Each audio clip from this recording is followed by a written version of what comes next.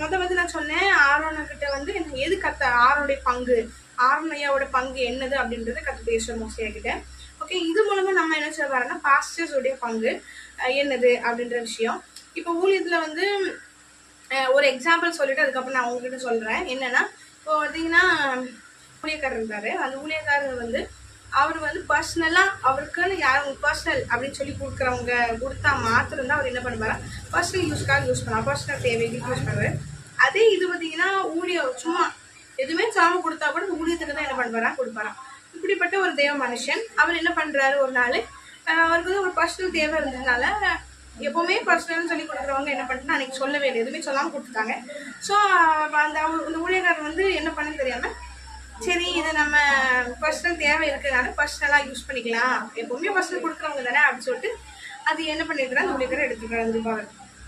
உடனே ஆவியானவர் மனசுல பேசியிருந்தாரு, என்ன பண்ற அப்படின்னு சொல்லி கேட்டாரு. அவனே அவருக்கு ஊழியக்காரர் சொன்னாரா இந்த மாதிரி என்ன தேவை அதனால இது யூஸ் பண்ண போறா அப்படின்னு சொன்னார்.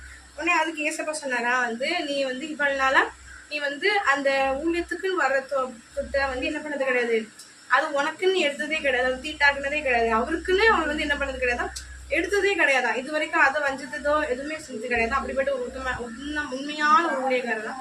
உடனே ஆண்டவர் சொல்றாரு, சொன்ன உடனே அவருக்கு இவ்வளவு நாள் நாங்க என்ன ஆச்சு அப்படின்னா இவ்வளவு நாள் ஒன்னு நினைச்சு பரலோகமே சந்தோஷப்பட்டுச்சே, இப்ப நீ இப்படி செய்யறதுனால செய்யறியே அப்படின்னு சொல்லி கர்த்தர் பேசினாராம். உடனே இவருக்கும் ஐயோ நம்ம தப்பு பண்ணிட்டோமே சொல்லிட்டு தேவ சமூகத்துல மன்னிப்பு கேட்டு சரி ஏசப்பா என்ன மன்னிச்சிருங்க அப்படின்னு சொல்லி சொன்னார்.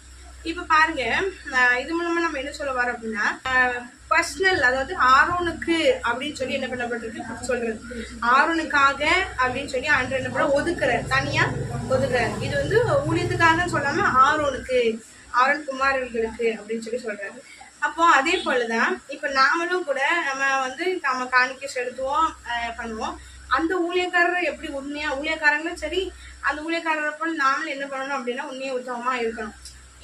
ஊழியத்துக்கு வர்றத எதுக்கு பணங்கள் வருகிறதோ அதுக்கு தான் நம்ம என்ன பண்ணணும் செலவழிக்கணும். இதுக்குன்னு சொல்லி கொடுக்கும்போது நம்ம என்ன பண்ணணும் அதுக்கு தான் நம்ம என்ன பண்ணணும் செலவழிக்கணும்.